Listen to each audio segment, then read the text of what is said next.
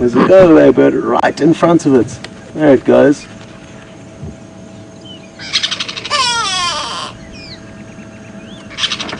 Where is the squirrel hiding? It'll be quite funny if we can only see its little head poking out of a hole.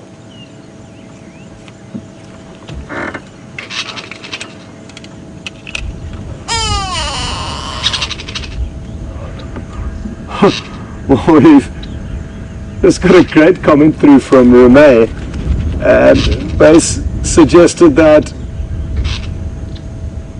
the squirrel is alarm calling at something, but we need to rush, everyone. We've just got to report that there's some leopards at the Djuma waterhole. So sorry, Marshall Eagle, and sorry that we didn't get to show you the squirrel, but we are very close by. So let's hurry on along there because they could disappear quite quickly. And aren't we so lucky to have that Djuma waterhole cam? And thanks to whoever did send through the reports of the leopard. We'll be there in about a minute. And I think it was Curious One who let us know about that report, so thank you so much.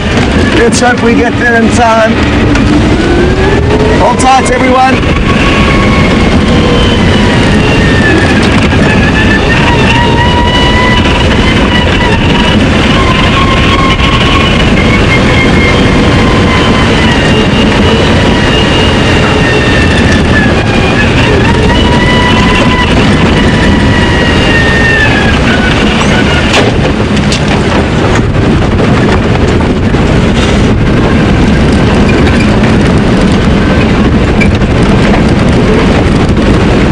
Which leopards it could be. Maybe Mvula, who knows, maybe it's Shadow and Tingana who have come back and we'll get to see them mating again. Either way, we are very close by, so don't go anywhere. We're actually racing right past the final control room, which is just over to our right, where you can see that big mast.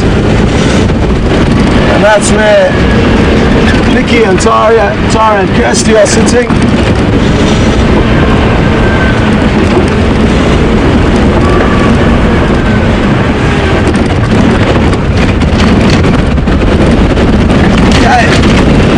Just about here. I wonder where about on the dam the leopard was or is. I can't see anything yet. Please send us any information you may have. Did they head to the left or to the right?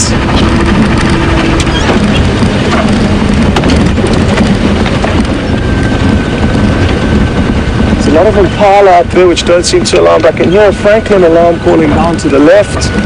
Not very intensely though, but I'm told the camera is pointing up to the left, so maybe that is the direction the leopard headed in.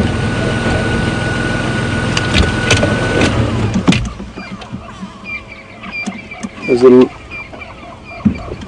lot of go-away birds alarm calling to the right though, so I'm inclined to think that that is the way we need to go.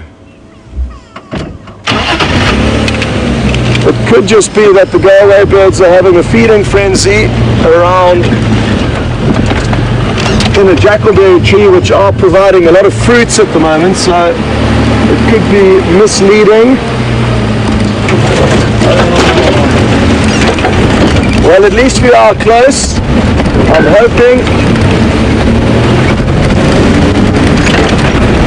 Just want to get on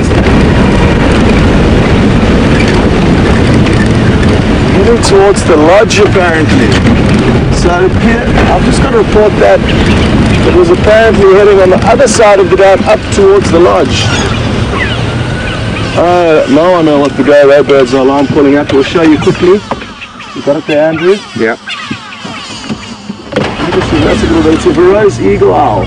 So another massive bird of prey. So that solves that problem. That's why we got brought here.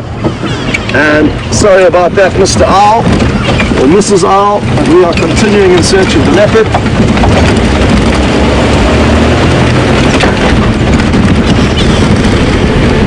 Isn't it wonderful to hear all those go-away birds calling out?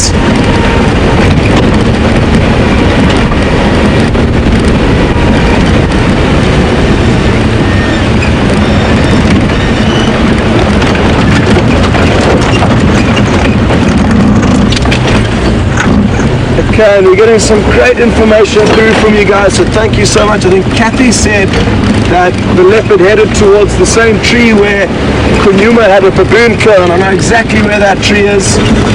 Let's just hurry on quickly here until we get into the right area, and then I might slow down a bit and start looking for tracks.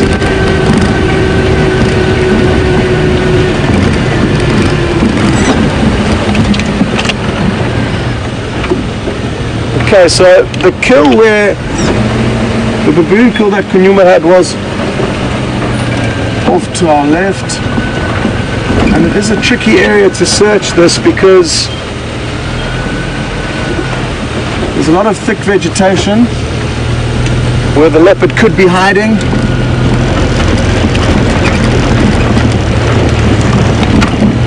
What I'm going to do is I'm going to stay on this road and then take a little sneaky track back down towards the riverbed that flows into the dam.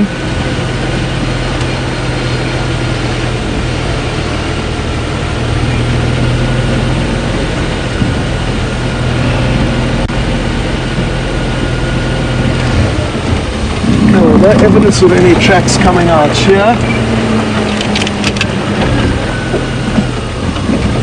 So we can hopefully assume that it's still down to our left between the lodge and where we are.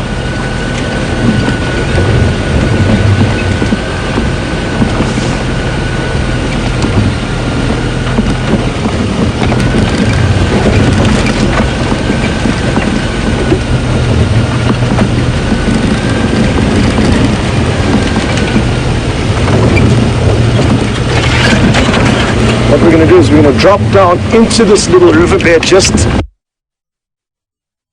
towards the dam. And apparently the leopard was scent marking. That update came through from Siberia Zumi. So thank you very much for that update.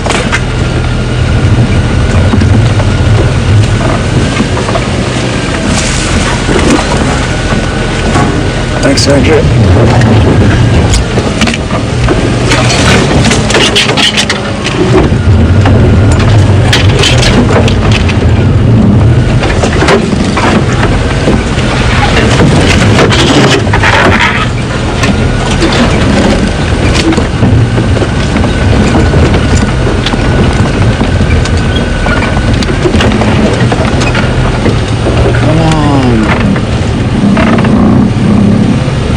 Check carefully again for tracks here. Didn't seem to see any there.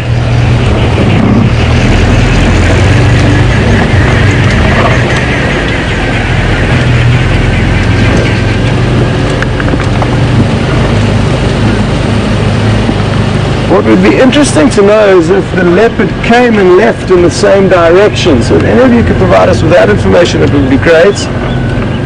Or did it come from one side and then continue in the same general direction? The reason why I ask that is that if it did in fact go in on the same direction that it left on, just listening now, I thought I heard a dwarf mongoose alarm call. I can still hear the go-away birds going absolutely ballistic. So the Verreaux's eagle owl still probably sitting there.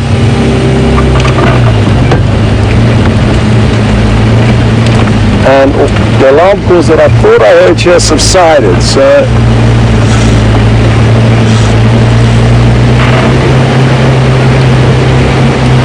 that was a bit of a false alarm.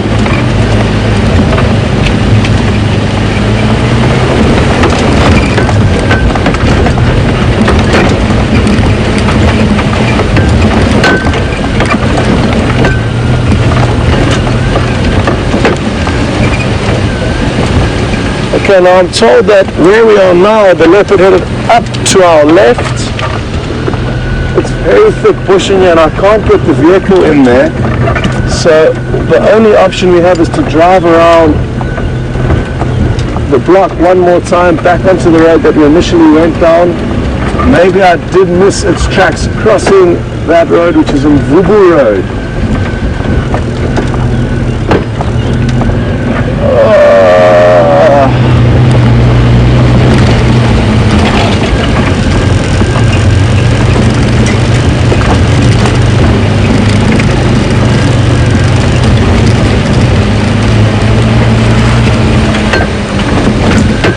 So it sounds like we could actually be on the exact pathway that it was walking on as it left the waterhole.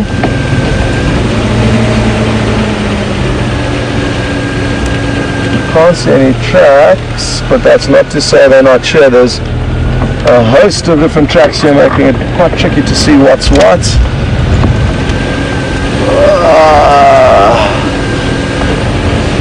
Okay, what I'm going to suggest is hopefully we can send you across to James, and that way I can just stop and concentrate, spend some time on foot and walk around and try and work out what's going on.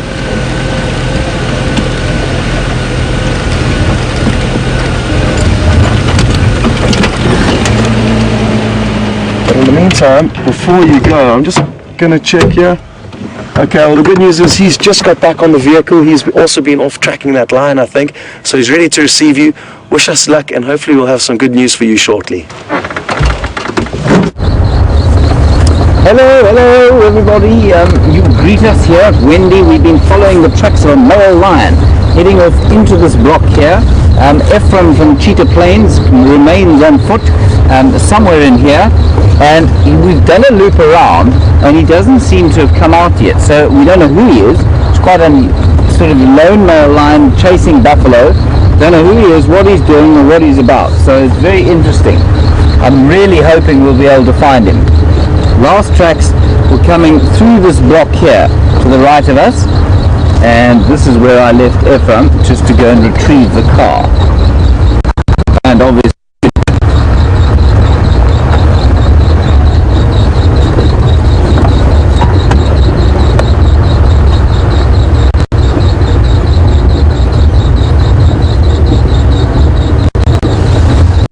thank you very much to all of you who are keeping an eye on the Djuma Dam cam, keeping an eye out and spotting a leopard. It was rather brilliant of you, and thank you for your updates. Please keep watching it. We do get a huge number of sightings from the Djuma Dam cam, and that's because people like you are watching them all the time. Now I'm just going to check carefully on the road to see if tracks of the male lion don't come out.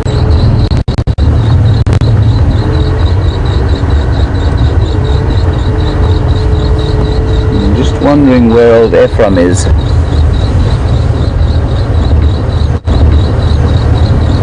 I wonder if he hasn't gone down into the drainage line here.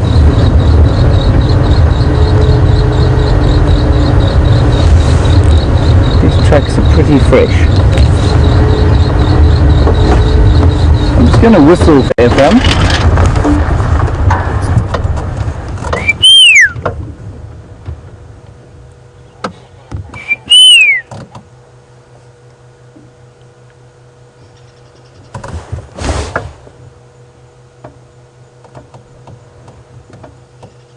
An alarm calling squirrel there, but it's in theory going the wrong direction.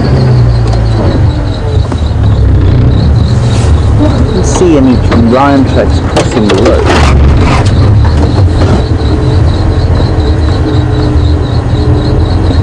The squirrel may be alarm calling Ephraim, of course.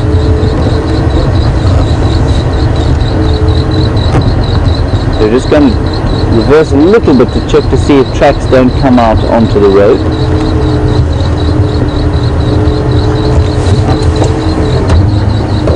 So we're going to just stop and have a listen. Steph is calling me on the radio, so excuse me 1 second and let us see what updates he has. Go ahead, Steph.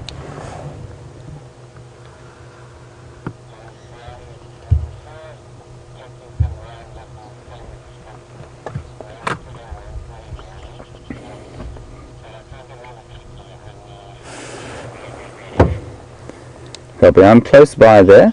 Where would you like me to check? Steph's got...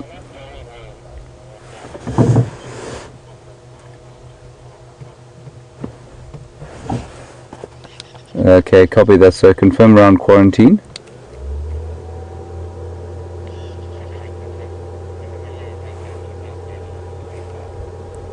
Okay, copy, thanks. Steph has got some kudu alarm calling around where he is, and that's quite near quarantine clearings.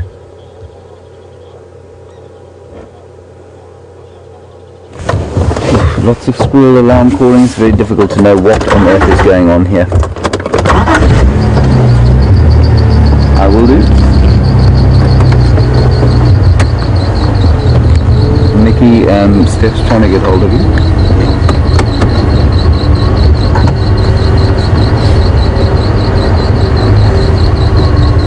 So I'm just going to quickly check around here for where the squirrel were alarm calling. Steph is basically in that direction there on some lion tracks.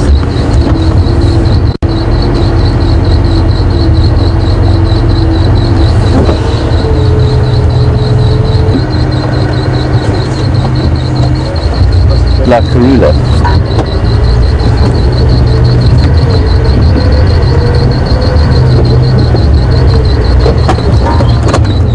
Just going to stop here and just quickly talk to Ephraim. Kumangan Chom. Yeah. Okay. Tafaman Jan. Okay. Alright man, nta mfuna Steph, ileka gari main pipeline. Yeah. Okay. Right. Beautiful Nyala. We're going to go towards where Steph is.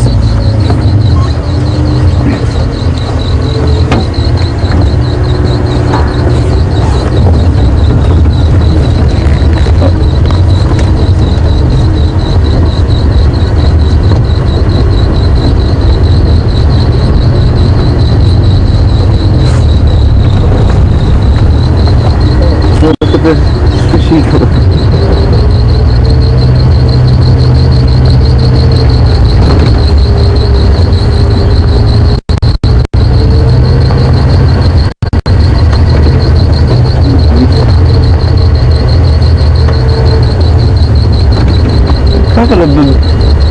Couple of baboon questions and comments as we drive around trying to figure out the mystery of the lions.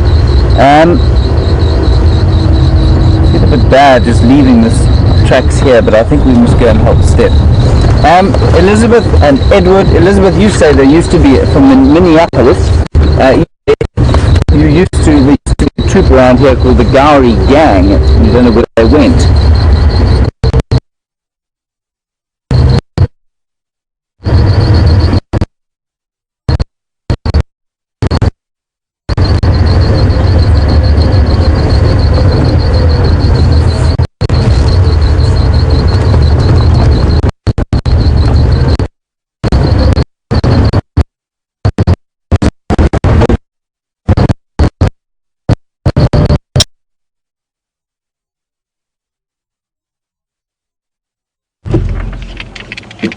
Copy that.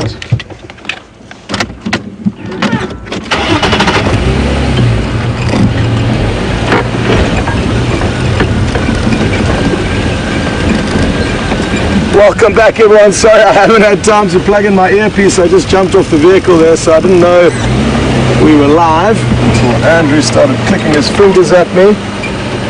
Well, things aren't looking good at this stage. I haven't managed to find one track of this leopard. And Andrew was just saying, often when we do get these waterhole reports, when the leopards head north away from the dam, most times we don't actually relocate them. It's a massive block north of the dam. So apologies, but thank you very much for the updates. Let me plug my earpiece in now quickly.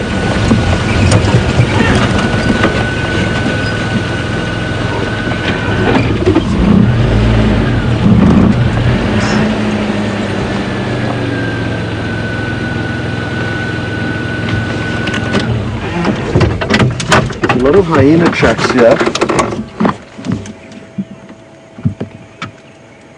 but there's also tracks of a female leopard heading up the road away from us. So what I'm going to suggest doing is going onto Mvubu Road and seeing if we don't have any luck there. It could very well be the same leopard that was seen from the dam that walked along the riverbed upstream and then has now veered away from the dam.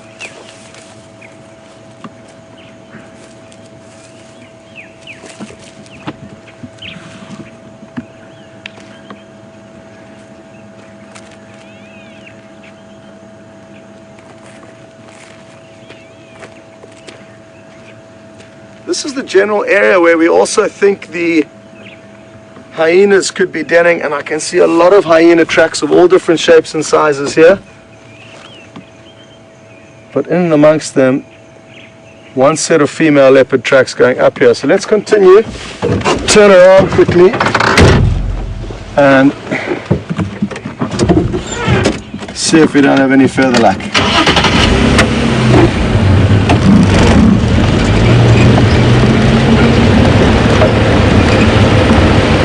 And I'm told that it's hard to tell, but the pictures that have been sent through do in fact look like a female leopard.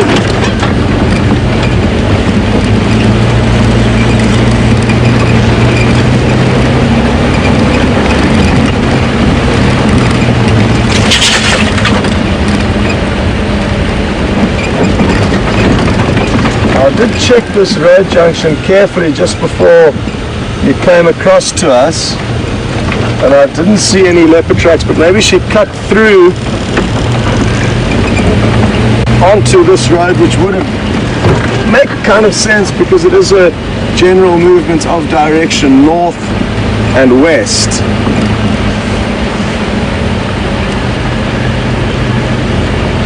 In this flat overcast light, I'm battling to see any tracks there as I'm driving.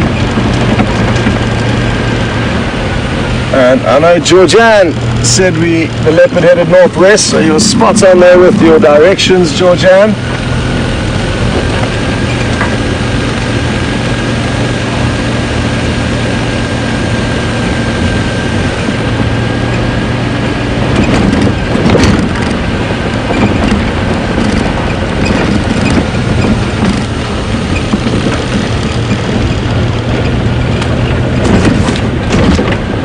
While we try and solve the mystery of where this leopard's gone, I can't help but keep thinking of where are the Nkahuma pride?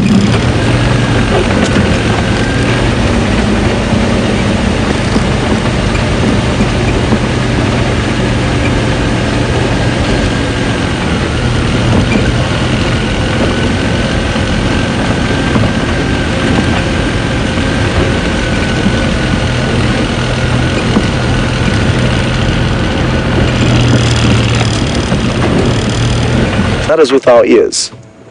To drive around this area permanently looking for the animal on the very few roads that we have, we can't cover enough ground effectively in the exact area where we would like to be searching.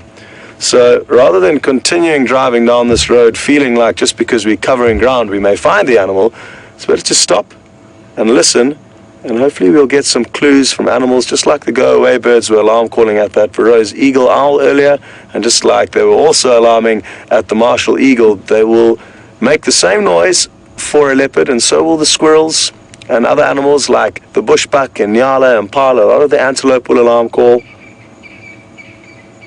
and we can hear further than we can see. So we'll just sit tight for a while and see what happens.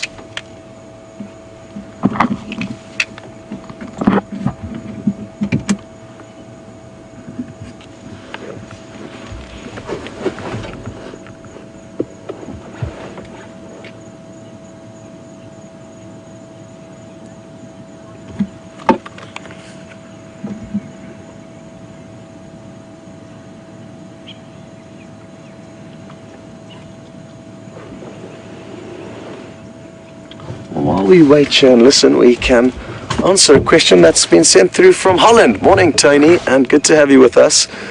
Tony's interested to know, I chatted briefly a little bit about the hyenas moving den sites earlier, and he's interested to know, would they have moved den site because of the Birmingham Coalition's presence in this area?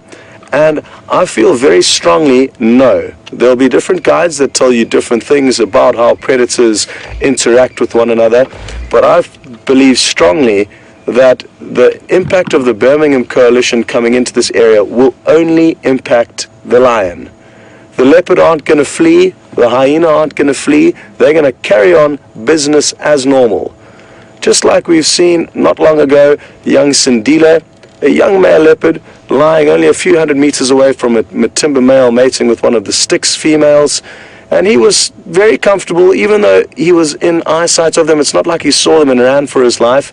They are capable of escaping these predators when they need to, the other predators like lion, and I think it's simply that the hyena wanted some new real estate, and they usually move den sites simply to find an area where there are less parasites. So that's something that contributes strongly towards hyenas moving den. You can understand once they've been in any given den for a long period of time, the excrement and parasite load gets very high, and when they move out to a new den, they'll find it squeaky clean and ready for their arrival. So that's my theory, and I don't think the Birmingham Coalition have had any impact on why they've moved dens. Maybe they wanted to get closer to a good source of water, and they are close to now the Djuma waterhole, as well as a little waterhole in front of the Gallagher camp where water is pumped to. So maybe it was water that caused them to move their den, and that for me would be a more realistic scenario. Sadly, no noises yet, no alarm calls. And wouldn't it be interesting to know how far away this leopard is now? It can be so frustrating knowing that it was right there, and a minute too late we have come up with nothing. Obviously it doesn't make myself or Andrew look very good at what we do. Even with such good clues and such good intelligence, we still can't find you a leopard. Yet. Okay, I think I'm going to drive back down the same road and then stop again.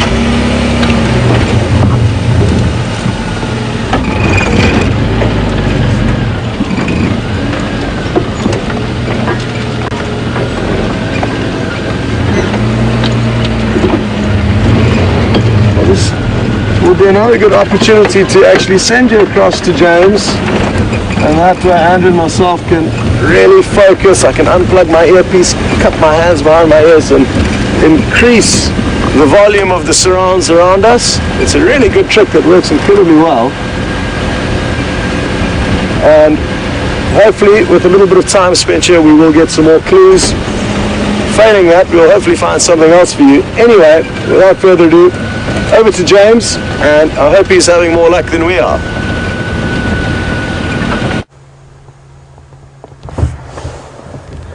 Hello everybody, welcome back to Wendy.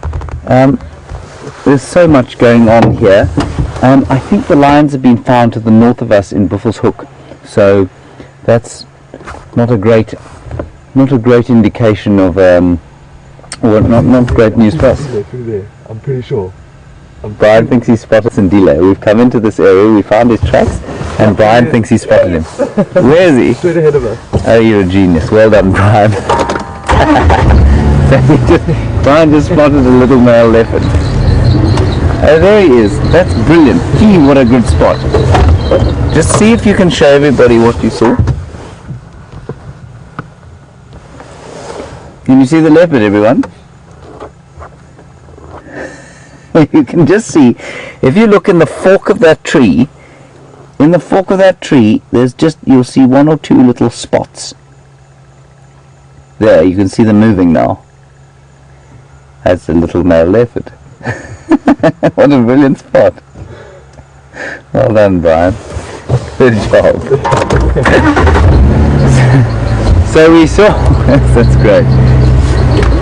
We saw his tracks coming along the road, and they were on top of some human tracks that was Steph, who was on a walk. And so we knew they were very fresh, and here he is. He's not far from where we left him yesterday.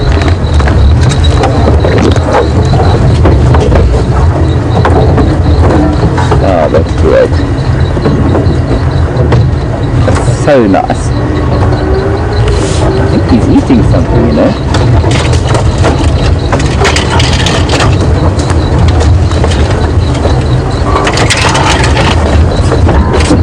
Don't worry about this tree that I'm pushing over. It is an encroacher species. The more of them we push over, the better. Likewise, these strychnosis, or Eugene attackers,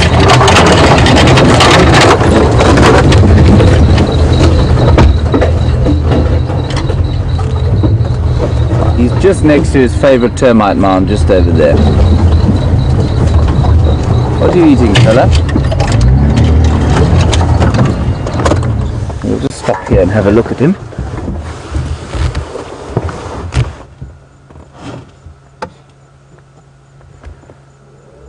This is very close to where he was yesterday.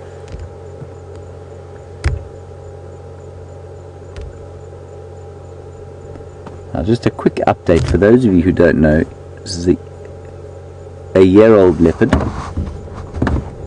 and he's been in around this area for the last 3 days now, and that's because his mother has absconded with his father in order to try and make him a sibling or two. And thank you for all of your kind comments about Brian's brilliant spotting skills. I think it's remarkable that he managed to see this leopard at that distance through the Strickmoss thicket. And we've had lots and lots of questions about whether he'll survive, when will she come back and feed him, will he be okay? And I think he's finding little bits and pieces to eat on his own right here. His belly is always full.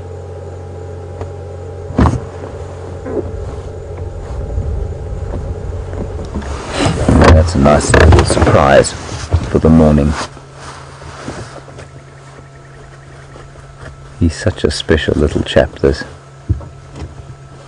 So he's been down this area. We found him yesterday afternoon before that. So he's been around here for just over 48 hours. In a radius of, this is about as far east as he comes, and he goes sort of to the road behind us. So he's in an area of about, say, 100 square meters, about a hectare. Not 100 square meters, 100 by 100, so about a hectare. He's wandering about in about a hectare, waiting for his mother to come back.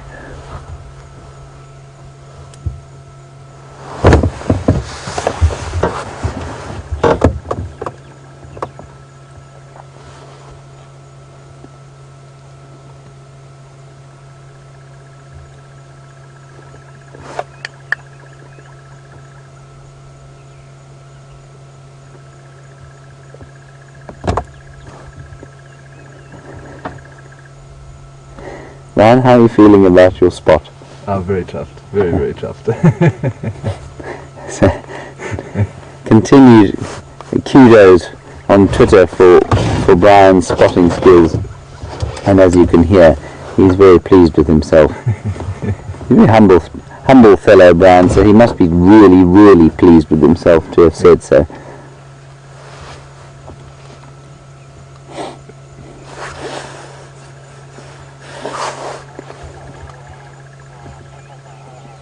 I'm quite pleased it wasn't Andrew who spotted him, because Andrew would have made an enormous noise.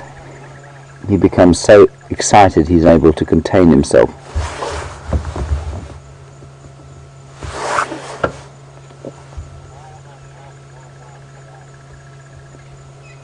So just while we look at that leopard, those lion tracks went a huge distance. They went from the very south of Djuma and crossed well over the north of Djuma. So probably, as the crow flies, a distance of about 7 kilometers from where we first spotted them.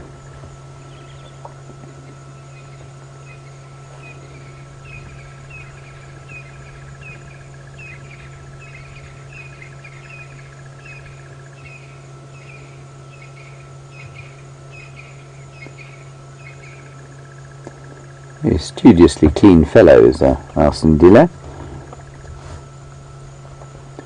making sure that all of his fur is in good salon quality.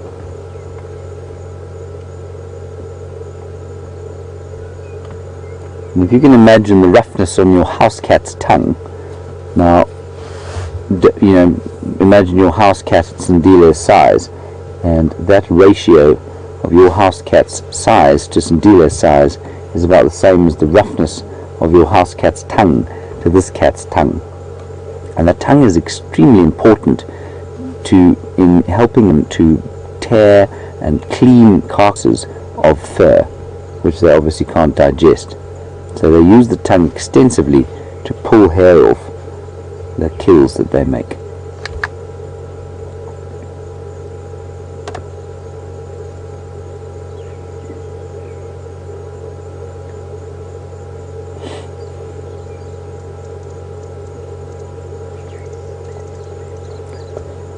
While we're looking at Sindile and sweet relaxation there, an interesting question from someone called Mafuta in California. Now Mafuta, I'm not sure if you gave yourself that name. I don't think you're flattering yourself hugely. You want to know the difference between coming to the Sabi Sands and going to the Kruger National Park. Well, first thing to remember, of course, is that the Kruger Park is part of the Greater Limpopo Transfrontier Park, which is 3.5 million hectares of contiguous wildlife area. So whether you come to the Sabi Sands or the Kruger Park, you're actually part of the same system of wildlife. So that's the first thing to remember, Mafuta. Then the second thing to remember is that when you come to the Sabi Sands, you can't drive yourself around. So you go to a lodge and you get onto a Land Rover similar to the one that I'm driving and to the ones that you see every so often going past us, and you go to the guide, and the guide take you around and show you what the delights of the area have to offer. If you go to the Kruger, you can drive yourself in your own car, and it's a relatively safe activity. In fact, it's an almost entirely safe activity, and you do share the park with the rest of the public, but you're able to drive around 2.5 million hectares basically anywhere you like with freedom. The big difference, of course, is that we can drive off-road here in the Sabi Sands and the private reserves, but you can't in the Kruger. You must stay on the roads. So while, for example, there's a car that's just driven past Sindile now, they won't see him from the road. Well, they've just backed up, and they're going to view him from the road, but they can't actually drive in here. And if in the Kruger, it's exactly the same. If you see a leopard off the road, you can't really drive in here to have a look. So that's the real advantage of investing in a holiday in the Sabi Sands. It's a cheaper option to go to the Kruger, but the Sabi Sands is obviously much more expensive, but you do get an incredible game experience. So Mafuta, I hope that answers your question.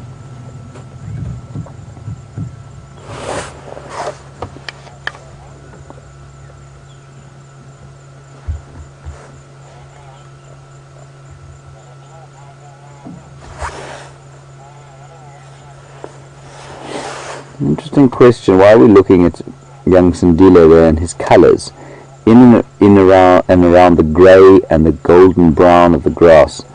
And you can see that the white is the most obvious thing, and without that white he'd be pretty much invisible, and that's why I'm so impressed with Brian's spot. Now Bugsy Bugsy, I don't know where you are in the world, but it'd be very good. The next time you talk to us, please tell us where you are. It's always nice to know.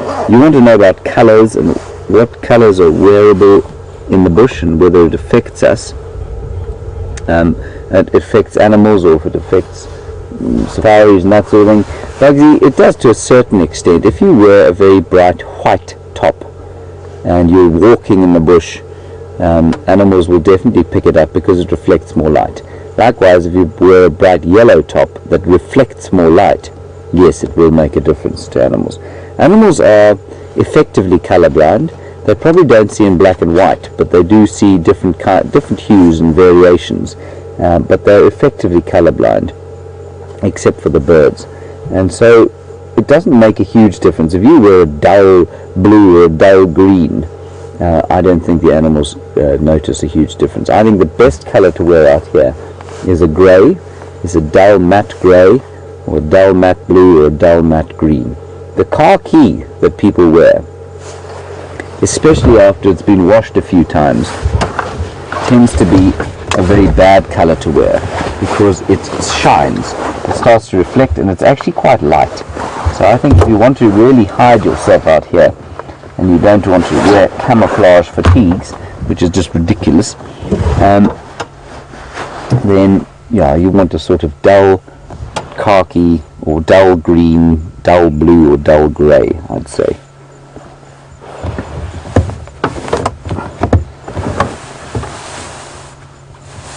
As I say that, I'm just trying to disrobe.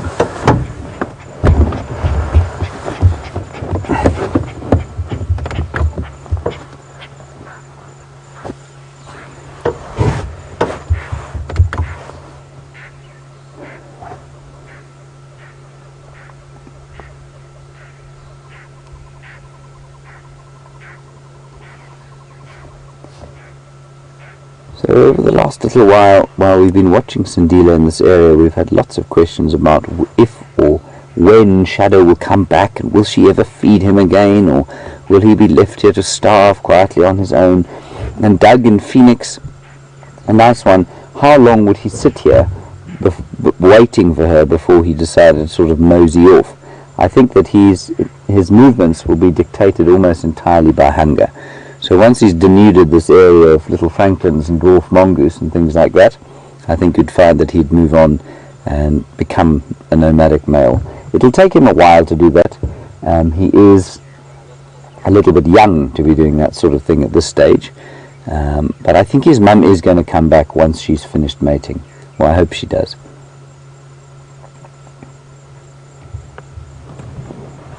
Look at that. Look how beautifully camouflaged he is, except for the white colour underneath his chin and on his belly.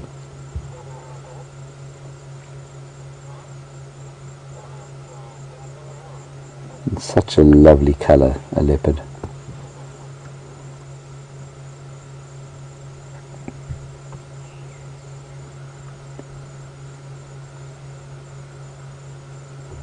So there's been a huge amount of concern shown for him over the last little while he's been alone, and it's well founded, because his mum is it's very early for her to be mating again.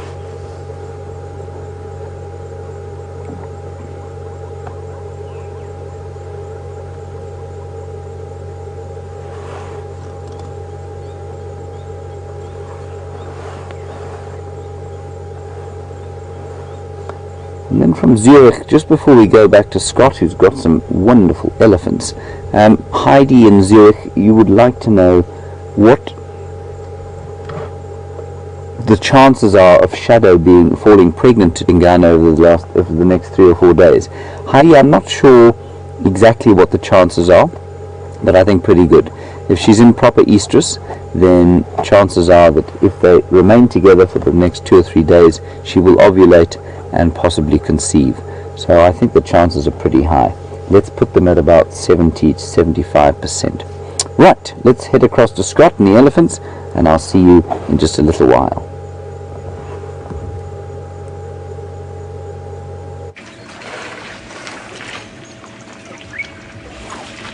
Welcome back, everyone, and very well done to James and Brian. Thankfully they rescued my lack of leopard finding ability, so at least you got to see Sindile, and we managed to find this beautiful herd of elephants. There are some very big cows with beautiful ivory, and also lots of youngsters.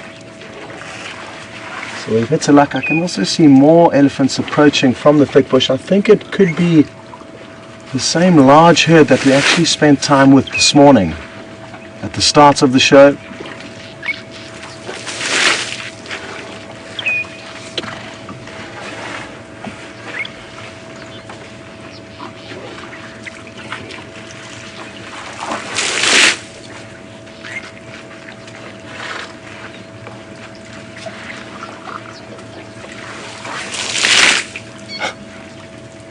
For one elephant, you would have heard water hitting the ground. That's all the water there that it's been tossing up. Let's watch and see if it doesn't do it again.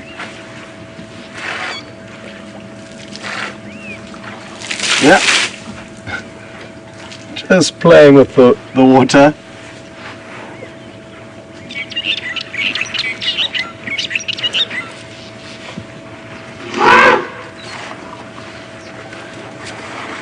This is actually a bull, so let's see if he doesn't give us some attitude, which it looks like he's doing. Hello, boy.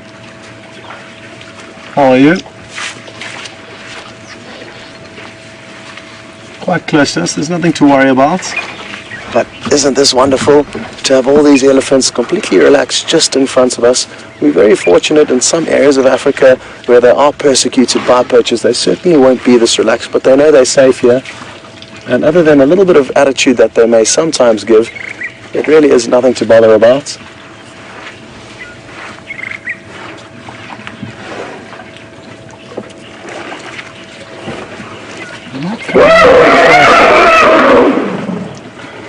Wow. Not too sure what that was all about. The big bull in front of us obscured the view. Possibly some elephants jostling for a good position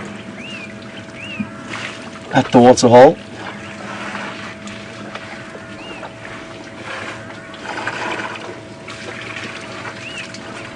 This one's missing its left tusk, maybe it broke off. You can only see a piece of the right tusk coming out. There's a lot going on here, so Andrew's got his work cut out for him. And this bull's picked up a small bone, interestingly. Look closely here. Look at that. Well, elephants are known to pick up and carry bones, especially of other elephants.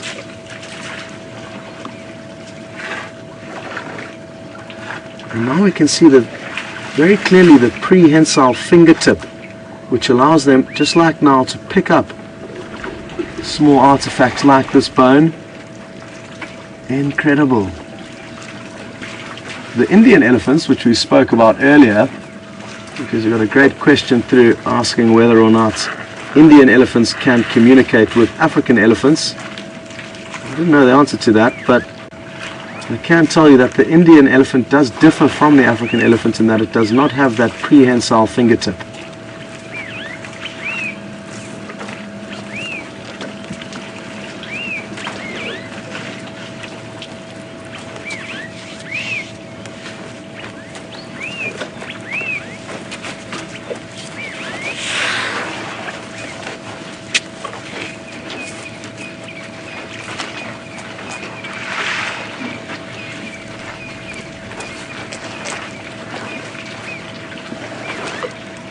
We still haven't got to the bottom of whether or not they can communicate with one another, but thanks to Marianne and Kathy for sending through your thoughts.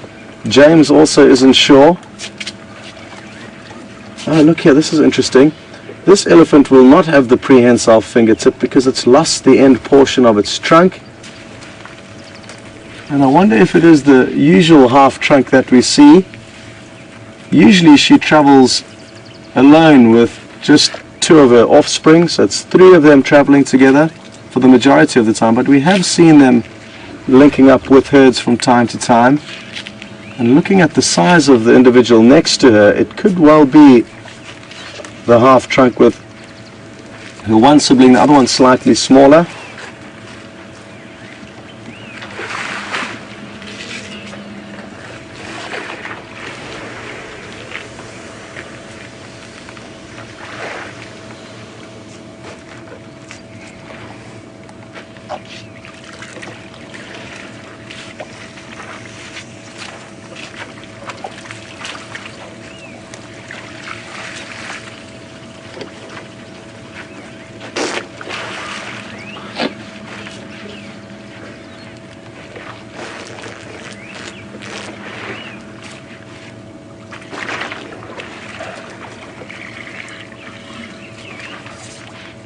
Well, it's worth taking a moment to imagine being an elephant, and every time we wanted a drink we'd have to inhale it into our nostrils and then blow it back into our mouths.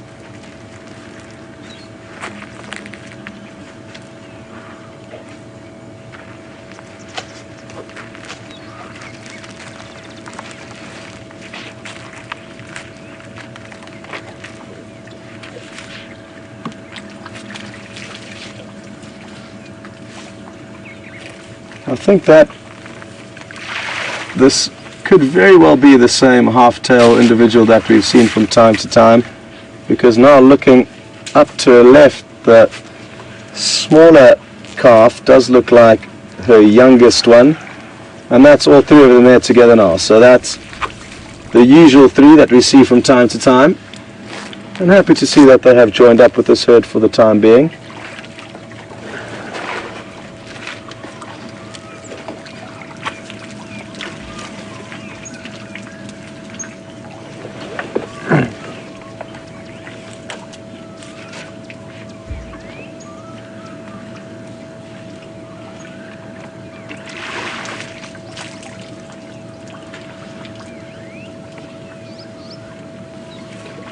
Some interesting through from Marianne thanks very much, on the differences between Indian and African elephants, and she says that there was actually one recorded birth of an elephant calf that was fathered by an African elephant and mothered by an Asian elephant, but the calf only survived for 2 weeks. So typically that will not be possible for them to interbreed. But that still doesn't answer our question as to whether they can or cannot communicate. There's a cute little calf, probably close on a year of age. You may notice a little bit of infrastructure in the background. This is Gallagher Camp, and that looks out onto this waterhole. Sadly, all the guests are out on game drive now, but hopefully between drives they'll get some more elephants coming to drink, or who knows what else may pop in.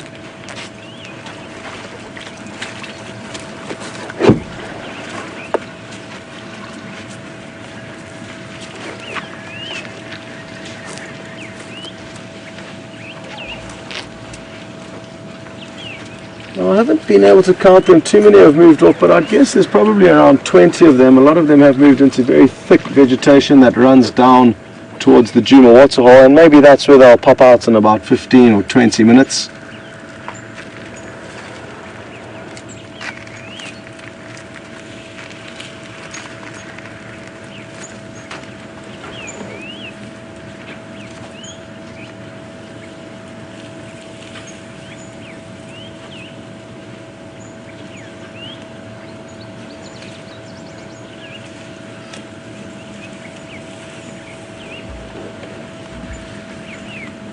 A lot of them have actually been stopping and standing and just relaxing after having a drink.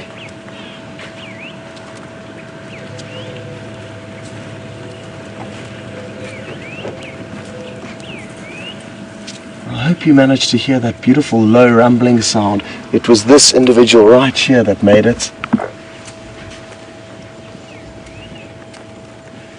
And that's the half-trunk female.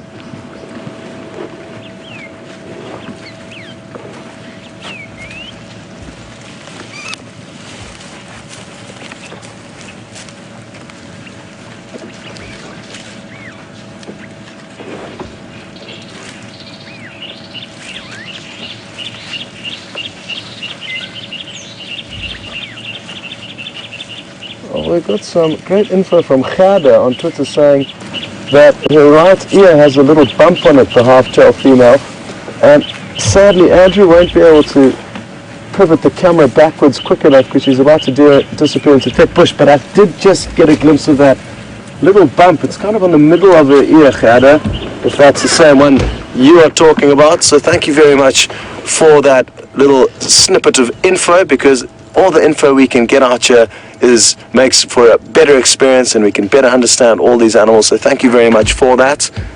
Sadly, I think this elephant sighting has drawn to a close because most of them have moved into thick bush. But let's try and turn the vehicle around and see if we do get one last glimpse of them. And while we try and do that, we're going to send you back to James and Sindile.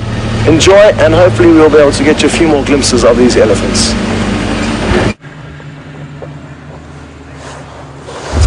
Hello everybody, welcome back to Sindile, who is still having his morning toilet in the privacy of this little piece of bush where at least 3 or 4 cars have driven straight past him and not seen him. Thankfully I had Brian on the back of Wendy this morning, and he spotted Sindile's tail flicking through the strychnos thicket in which we now find ourselves.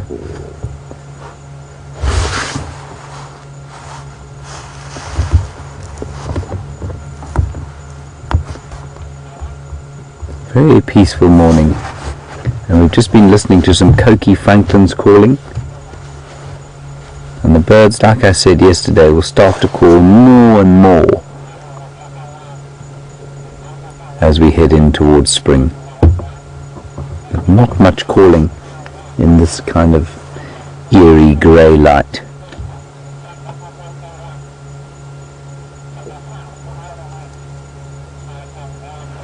Like nothing at all, have I?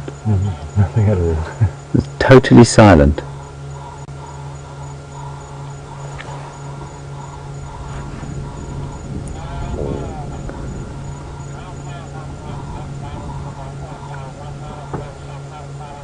Wendy's engine is making one or two strange noises.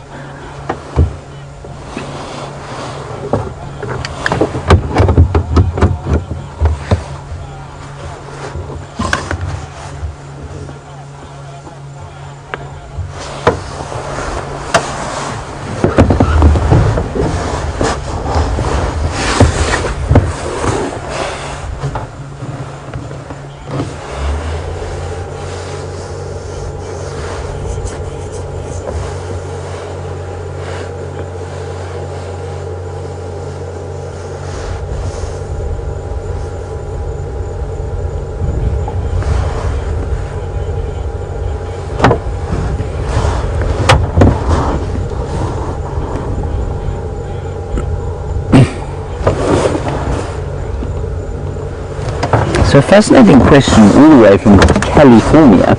And the reason I was silent for so long is that it's quite a detailed question, and it's a good one. We know that lions synchronize estrus in prides, not all the time, but sometimes. And that's probably done through, it'll be a hormonal thing. I don't think it's a choice. Well, it's definitely not a choice. And I suspect what it is, it's a hormonal synchronization. And the question from California says, basically, do leopards do the same thing?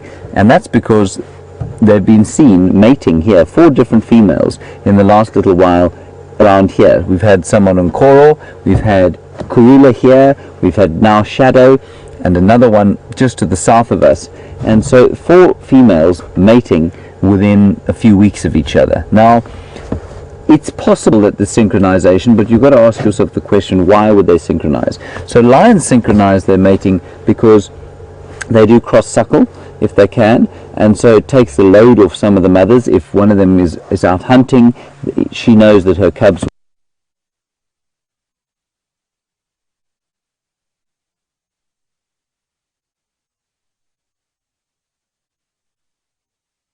come some kind of synchronized estrus. No, I don't believe that they would.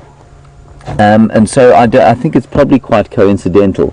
And the only other question to ask would be, is there an advantage to them having the youngsters, say, 3 months after we are now? So we're sitting at the end of August now, so that would take us to the end of September, October, November. End of September, October, end of November. Now, interestingly, the end of November, what happens, Brian? Rain starts. The rain starts, and the impala lambs drop. Yes, you put in inverted commas, the rain is supposed to start. And the impala lambs are then dropped. And so that could be an advantage. It could well be an advantage to have your cub that time of the year if you're a leopard, because food is plentiful. It's easy to catch. If you're a leopard, it's easy to catch a baby impala. And so that might be one of the reasons that they're all mating together at the same time around now. I don't think it's a synchronization. They're also not seasonal breeders. So, well, you read that they're not seasonal breeders, but it is interesting that 4 of them in this area are now mating 3 months before the most prolific food time of the year. I think that there may well be something in that. So, wonderful question from California. Thank you very much. And just while I remember, I don't think I answered Edward's question. We lost some signal. We were talking about baboons a little bit earlier, and he said, have I ever seen a baboon take down an antelope?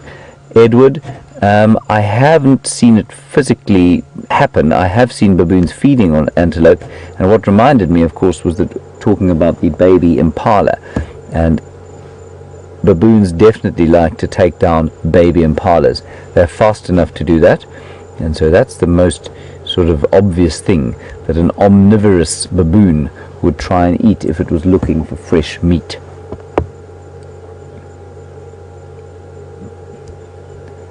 But very interesting question that about the synchronized estrus, and I hadn't thought of it before. I thought about synchronized estrus, but not necessarily about a birth peak. And you'll read that there isn't a birth peak normally amongst leopards. But it is fascinating to think that 4 of them have mated exactly 3 months before when the most prolific food time is.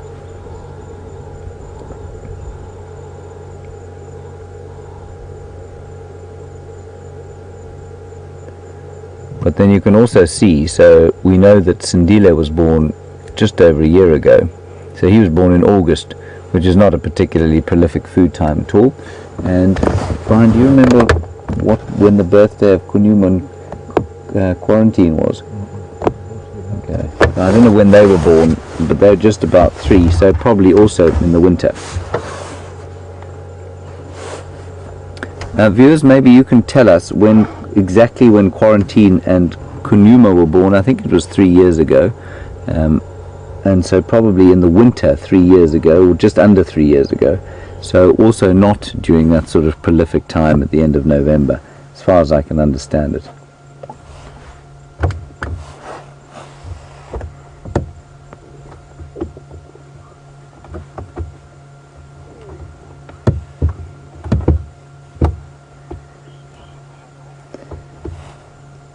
And we're just having a little conversation about primates while we look at Sindile having just completed his morning toilet. And primates, of course, are fastidious cleaners of each other and themselves. And Marilyn in California, you'd like to know, are vervet monkeys the only monkeys that we get here? And secondly, why we don't see more of them? Marilyn, they are the only monkey we get here. We only actually get one other monkey species in South Africa, and that's called a Samango monkey. And the closest Samangos are up in the forests near Hoedspruit, which is in the Drakensberg to the west of us by about, say, roughly 50 kilometers as the crow flies. And they're very similar looking to vervet monkeys. We do see quite a few vervets, you know, not so much on game drive. They're not particularly confiding around vehicles. They do tend to move away quite quickly.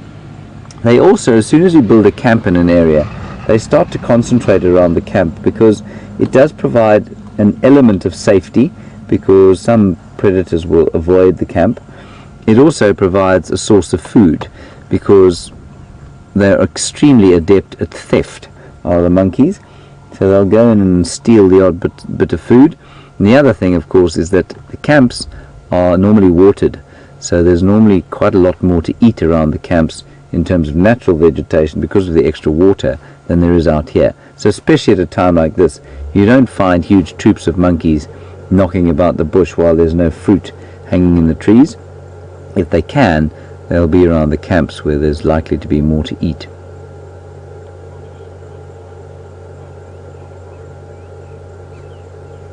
He's such a pretty little fellow, this. And you know, we've had lots of comments about him getting bigger and his size and the fact that he's bigger than his mum now. And I was sort of starting to agree until I saw him, at least I saw her, with Tingana. I'd say she's about half his weight. She's not very big. He's a pretty average sized male leopard, but I mean, the size difference between male and female is enormous, and he's maybe a little bit taller than she is now, but he's still a lot smaller than his father.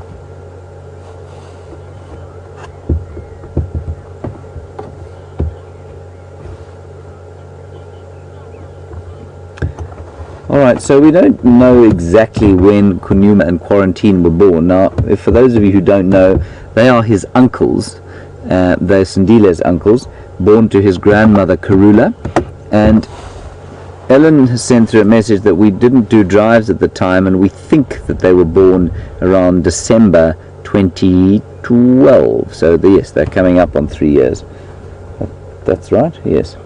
Estimated to have been born around December 2012. So that would have been around the sort of prolific time of Impala lambs. So maybe there is something in that, especially in this area. I think you'll find that it'll vary in different areas according to prey availability, if there is some kind of synchronization. And obviously in the Sabi Sands and the Kruger, with the number of impala that there are, it wouldn't surprise me to know that they had timed their sort of breeding with the dropping of the impala lambs.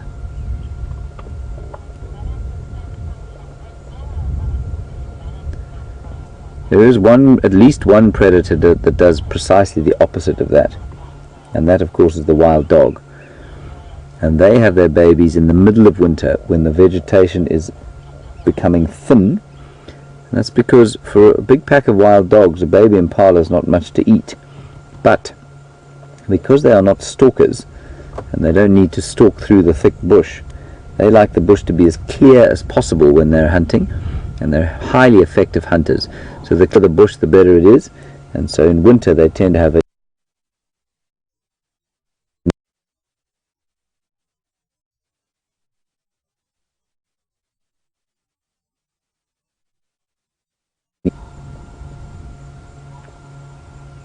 such a lovely color, that leopard.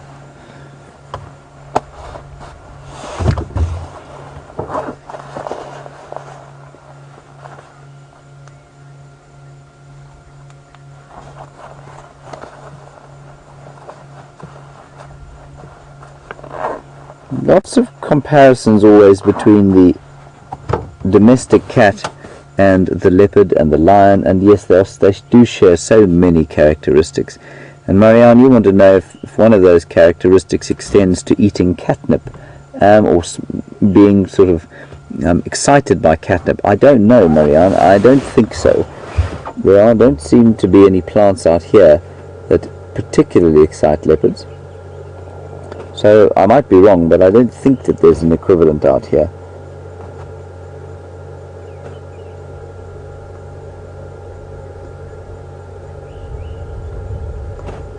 And they do roll about in bits and pieces, and often in buffalo dung, for example. But I can't think of a particular plant that they're necessarily that fond of. Sindile is quite interesting. You know, this is on a totally different topic.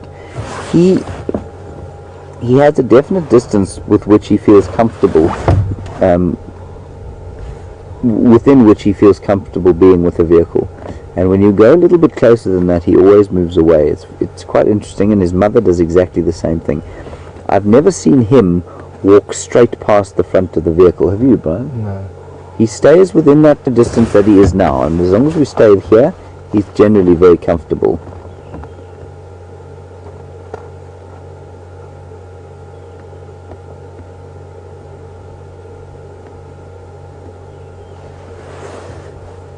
And we're just going to continue our discussion of a comparison with domestic animals, and there's a question about fleas and whether leopards get fleas or not.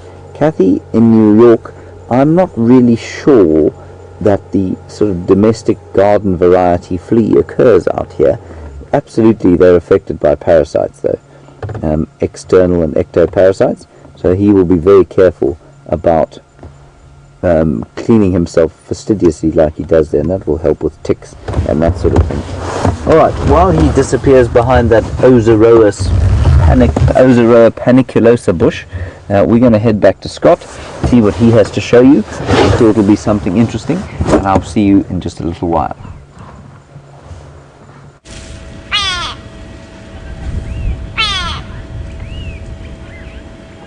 Welcome back, everyone.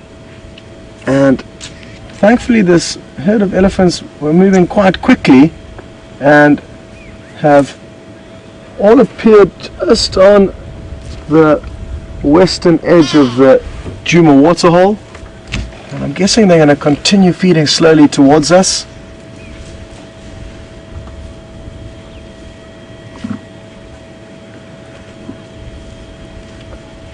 We are very, very close to the camp here.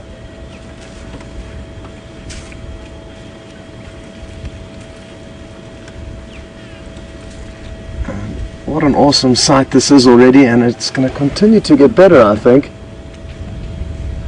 because there are a lot more elephants that should slowly be streaming down through this open clearing towards us. And who knows, possibly they will indulge in a mud bath in the muddied waters of the Djuma waterhole. The previous little pond where they were Does not cater well for mud bathing.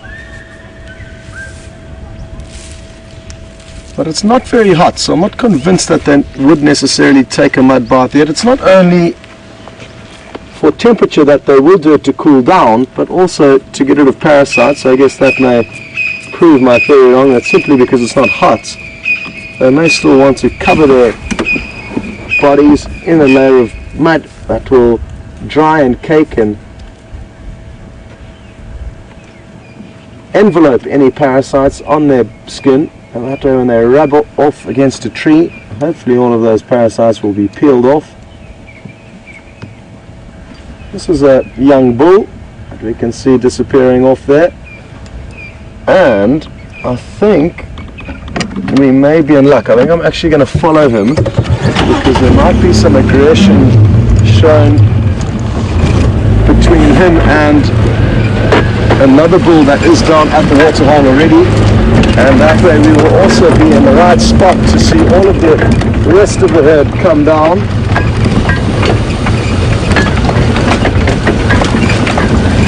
Let's see what happens between these two boys. Just up ahead of us.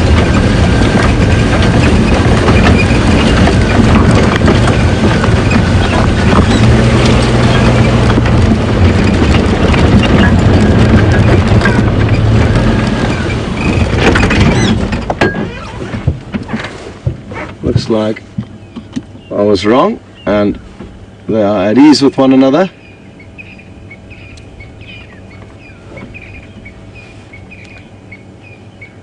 Well, I'm going to ask Andrew to do is slowly to pan across to the left. It's going to be a beautiful view.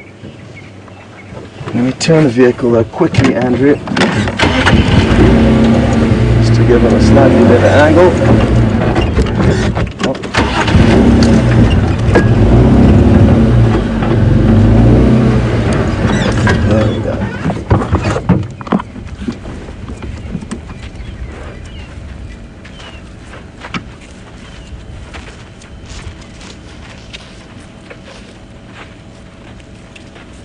Absolutely awesome. Look at all of them.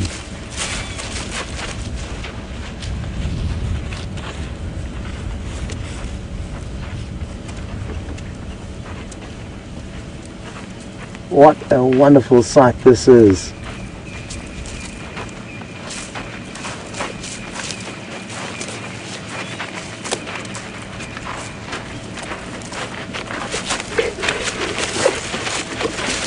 Here they all come, right past us, just in front of the vehicle. Incredible.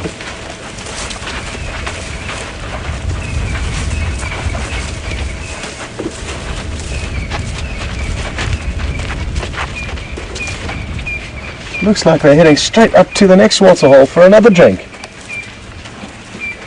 The water is pumped into both the last waterhole that they drank at and the current one they're going to. Little calf coming trundling past, and I believe the waterhole camera's on us, so I'm going to give him a quick wave. Hello everyone. I'm just going to wait for this last cow to pass by, and then we're going to hopefully we will be able to get a great low angle of them drinking at this next waterhole. We'll at least loop ahead of them one more time. Wonderful.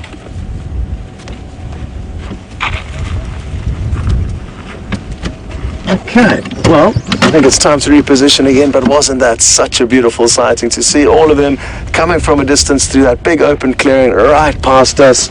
It was very special.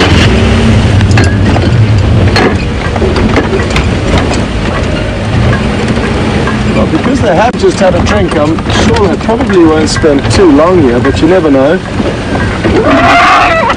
Oh, there's a bit of bullying going on there, and one elephant chased another one off. Andrew swung the camera around just in time. How wonderful is this low angle?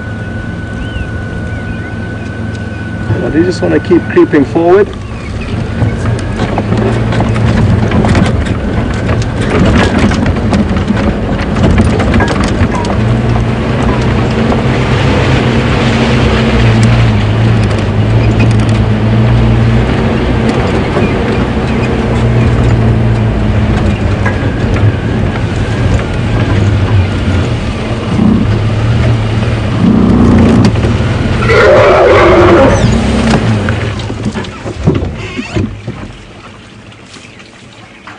interesting. Zoom in closely there, Andrew, to where all their trunks are. Well, this is a problem that elephants sometimes cause with us, and they break the water pipes leading into the water holes.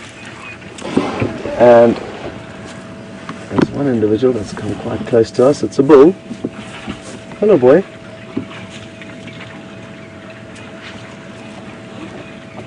And he is very close to us. A great option, an opportunity for Andrew to give you a close-up of his eye there.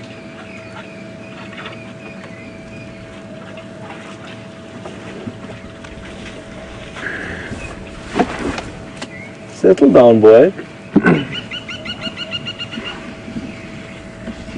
Now, when I speak to the elephant like that, I'm not actually trying to communicate with it, but by speaking in a calm voice like this, it can be very useful just to calm the animals.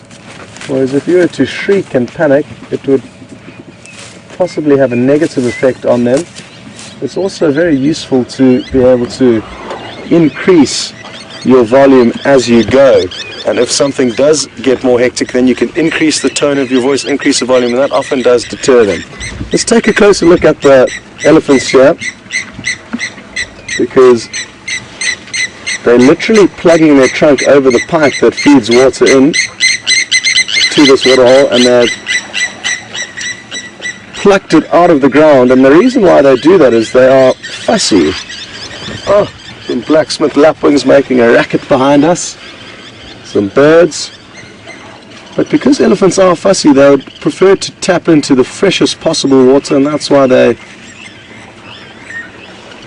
do often pull out the piping rather than drinking the slightly muddied water within the pond.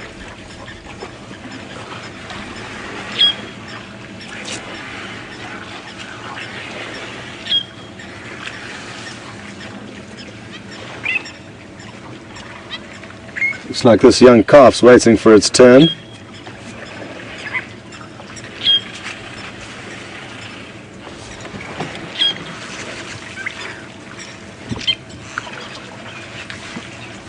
Okay, folks, well, sadly, it is the end of the show, or approaching the end of the show, so we need to say goodbye to you now. As wonderful as the sighting is, we would like to get you across to James so you could have one last look at Sindile. What a morning it's been. Thanks very much for following, and hopefully we will find out where the Nkuhuma Pride are. We still don't know, and we'll maybe go out between drives and search for them. Anyway, it's also fireside chat tonight, so that's something to look forward to. And well done, Andrew, on camera, and thanks to Nikki, Tara, and Kirsty in the final control. We'll see you all next time. Over to James.